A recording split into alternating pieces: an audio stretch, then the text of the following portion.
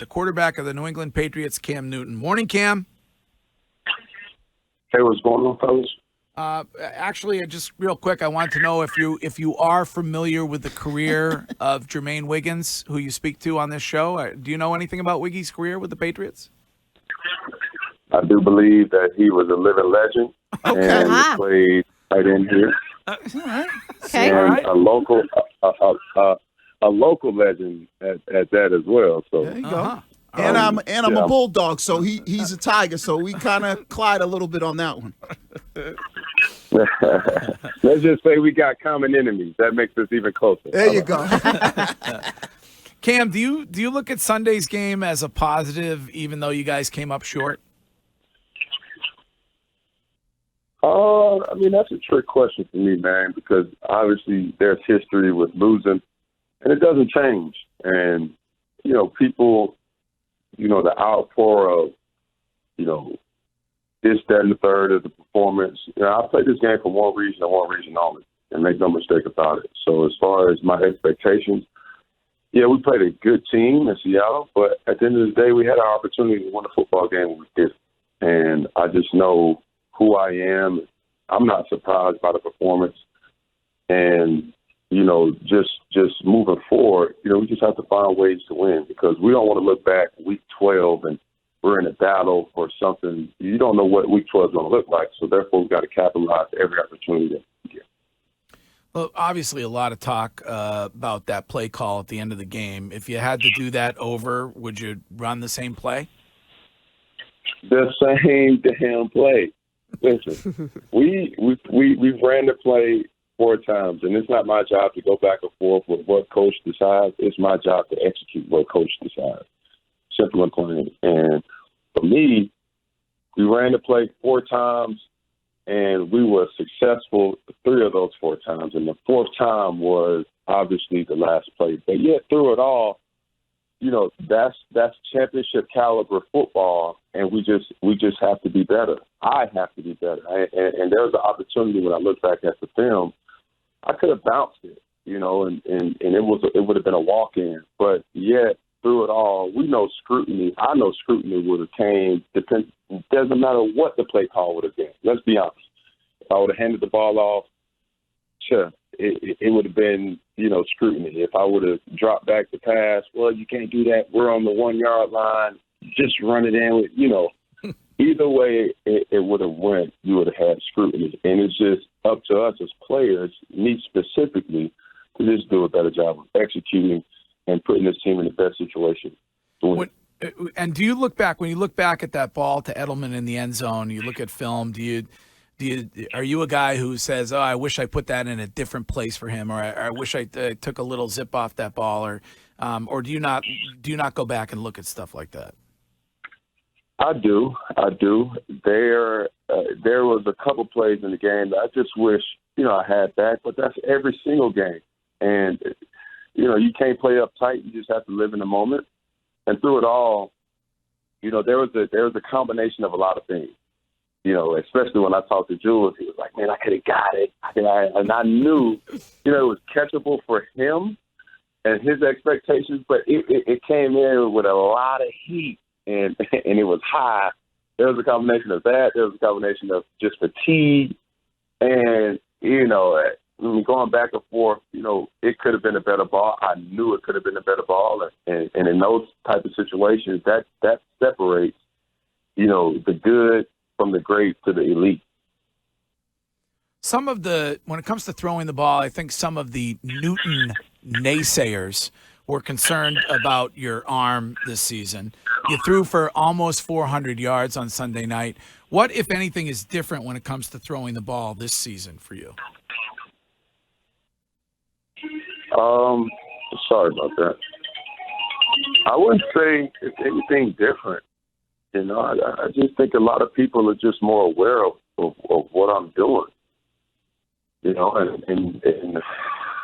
I've been probably a storyline here ever since I've been affiliated with the Patriots, and that's understood. But yet at the end of the day, more eyes have been on me and possibly more than my career ever, obviously because of the market, obviously because of the team, obviously because of other circumstances that I don't necessarily care about or don't mind. And when people see you do certain things that they say you couldn't do, it becomes a shocker. But for me, I play this game and I prepare for this game probably like no other, player, because, I have to have the endurance like a wide receiver. I have to have the physical, toughness as a running back, and just the intuitiveness and the being cerebral like a quarterback. So I wouldn't necessarily call myself a quarterback. I more or less call myself a football player that just so happens to play quarterback. And when people see that, it's foreign to them, and especially the way that and how I run and play the football. So I've been playing like this for years, and just having the opportunity to throw it as much, I just got to do a better job of protecting the football. And as long as I do that, I know that coach, will entrust in me to have the ball in my hand. Cam, would you say Josh McDaniels is the best offensive coach you've ever worked with? I wouldn't say that. No, I don't believe in, best and, this, that, and the third. I do believe, our match has been, relatively special. Knowing his coaching style, knowing his expectation, knowing his, fieriness. And, I told him day one, it doesn't make me nervous by no means. It's just like a sports car. As long as you keep pressing that gas, it's my assumption and my expectation to get up to the speed of how you want things. So it doesn't matter, if the meetings, your expectations and meetings, your expectations on the field. It's not my job to keep going back and forth with you. It's my job to get it done. And just like Sunday, he called something, I didn't get it done. So, therefore, I have to be better. Cam, now I've been a lifelong fan of this Pats team since I could walk. And one of the things as a player, I always felt like I was a guy who was underpaid. And I know you have your documentary coming out, 86 Days. And, there's a list of quarterbacks out there, like guys like Andy Dalton, Blaine Gabbert, Marcus Mariota, Nathan Peterman, that when you look at them, they make more money than you. And I know as a player who was in a role before of not getting what I feel like I deserved, what type of motivation does that make you have? Because I'm your number one fan when it talks to getting you an extension. So if you need an agent, I'm a guy that you need to have on your team, and I truly believe this team should do that. But how do you feel as a player when you look around the league and you see guys, making a lot more than you when you look at your production versus their production? That's surprisingly but true and factual enough.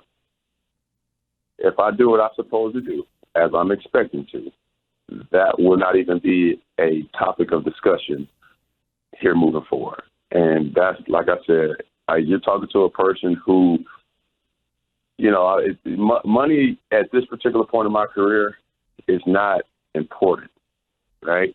And let's be honest. Like I've made money, but for everything that I play this game for, I haven't received yet. And that's why I'm playing. So it's not about money; it's about respect. And and especially going back to the negotiation table when this opportunity presented itself, I didn't want to even keep going back and forth, for this and that and that. I said, listen, let's get the deal done. Let's do it. And for all it's worth, it's just going to pay dividends moving forward. And I do believe this. Wise man once said that, and that wise man is my father. All blessings do not come in financial, means. Just because, you have money and do that, blessings comes in many different forms than that, financial compensation. So, for me, if I do what I'm supposed to do, everything else will take care of itself. Speaking of that, how early on in the process did you and Bill start talking? Because there were some reports that you guys were talking pretty early on at the end of last season. Talking? Yeah. I think I first talked to Bill on the phone. It had to be around the June-ish time. Probably late March, June. And I don't know the exact date, but I just remember me being in L.A. and I was working out during that time, and I remember going to L.A. after, weeks after, my birthday. So, with that being said, that alone, was just something that kind of, kicked me in my hind parts and, said, all right, it's time to go. And everything else was obviously documented and etched in stone. Were you able to sense right away, just on the phone, that it could potentially be, as you call it, a match made in heaven, or did it take a while to get to that point? No, I knew it was different. And I've been on record to say, a lot of doubt and a lot of questions were answered the first time I talked to Bill Belichick, and that statement is true. It was no question about it why he has had so much success, because, I don't want to keep going back and it's the same thing that I said, but there's a stigma about the Patriots. There's a stigma about Belichick that a lot of people don't necessarily know unless you know. And, after talking to him, you could kind of, I'm like, whoa, what just happened? And you can kind of see how he was able to sustain success for so many years, have a perplex of many different players, different player styles, different cultures growing up. And, with me coming in, it didn't surprise me, the relationship that we've had. And, it's just been great. I know you said you don't like to do bests, but do you think Russell Wilson is the best quarterback in the NFL right now? He's playing some good football. And for me to see it, kind of to eyeball it myself on Sunday night, it was a well-played, game at the quarterback position. I don't get into who's the best. I mean, we all, if you ask 10 quarterbacks who's the best quarterback, they're all going to have the same answer. And it's a 2-letter word that begins with M. So, I'm not going to get into it with who's the best and who's not the best. He played an exceptional game of football. I didn't expect anything less, to be honest with you. I played the Seattle Seahawks probably more than any other team outside of my division in the NFC South. And, I'm very familiar of, who Russell Wilson is, what Russell Wilson is capable of, because I've seen him, perform by his legs, by his feet. I mean, obviously his arm and just the thinking of the game, So I've been a fan of, Russell Wilson since day one, and, still a fan. Cam, there was a lot of talk last season and, early on preseason wise about the weapons that this team has when it comes to the offensive side of the ball. Do you feel like you need another receiver? Would you like to see the Patriots do something when it comes to that position? Man, I'll say this. The answers are in that locker room. Simple and plain. We got little Bud, Doughboy, Highway 11, and, my germs. So we good to go. And we have, let me rewind that. We have Demir Bird, N'Keal Harry, Julian Edelman, and Jacoby Myers. So. Now, Kim, one of the things that, I kind of touched a little bit about is, as fans here, we've known one guy for so long, and Tom Brady, and that's why we're all hopeful that there'll be some type of contract extension for you during the season. And I know you talked about winning and how important that is to you in that respect level. So if there was an opportunity, and hopefully this does present itself, where they, were to come to you and say, hey, listen, we want to do something with you this season, during the season, would you do it? And would you, maybe take a little bit less because of the culture that is here in New England, as far as with Bill and his ability to get teams to be successful and play for championships? Because I think you guys are a legit Super Bowl contender. I understand what you're trying to do, and I understand what you're trying to say, but you must understand that is literally the last of my worries. And if we had to put an analogy in it, that's probably under so much work at my desk that, I'm not really too much focused on. I do admire and love the culture of the Patriots. And, it's been a place for me that's been therapeutic. This is a place that has been kind of rather challenging for my growth, and it's making me better.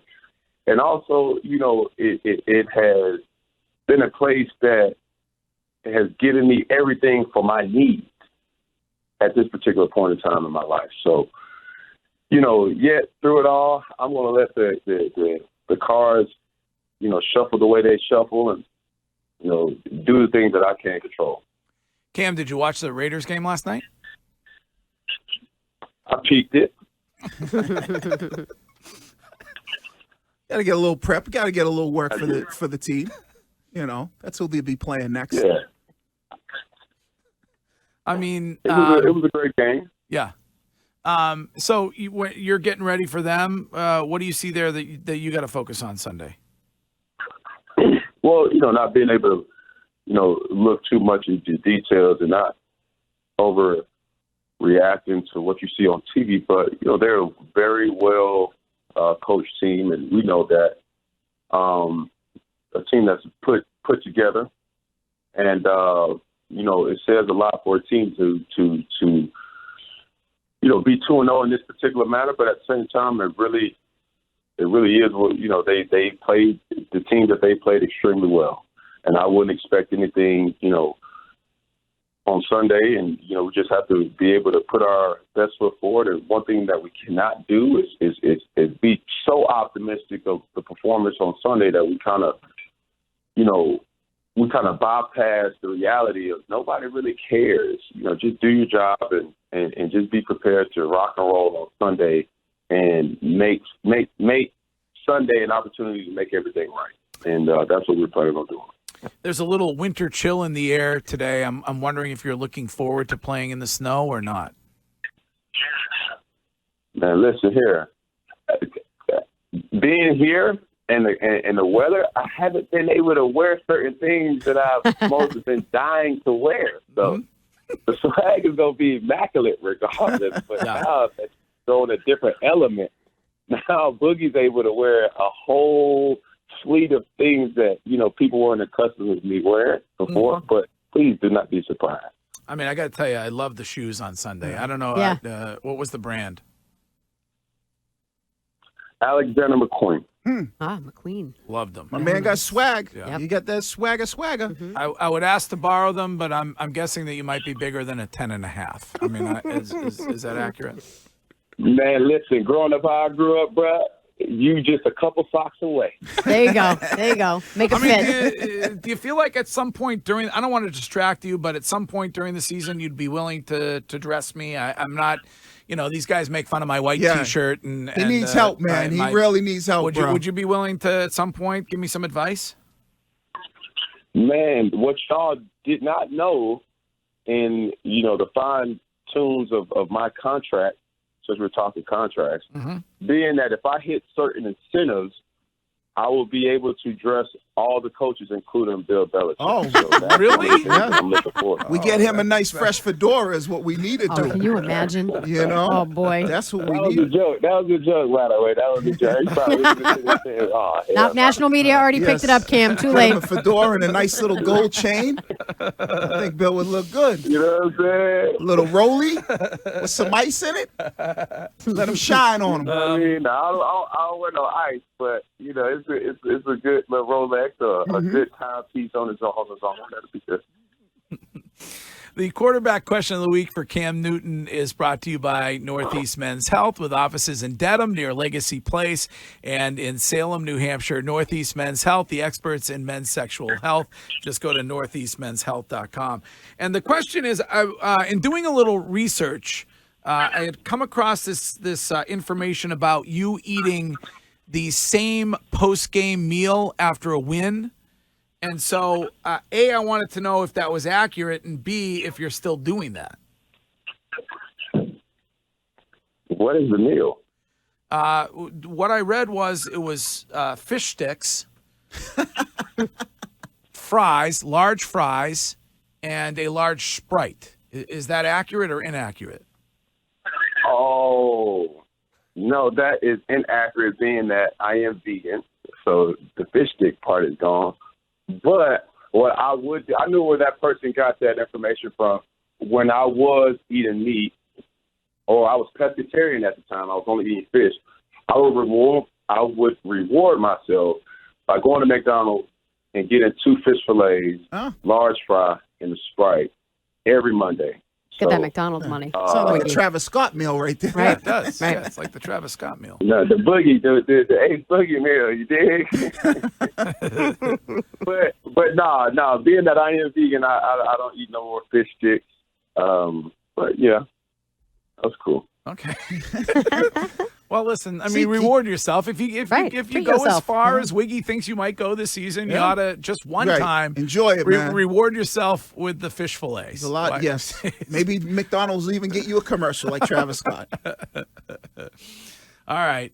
Well, Cam, it's great talking to you, and we look forward to A, watching everything on Sunday, and then B, talking to you about it again come Monday. So thanks for checking in this morning, all right?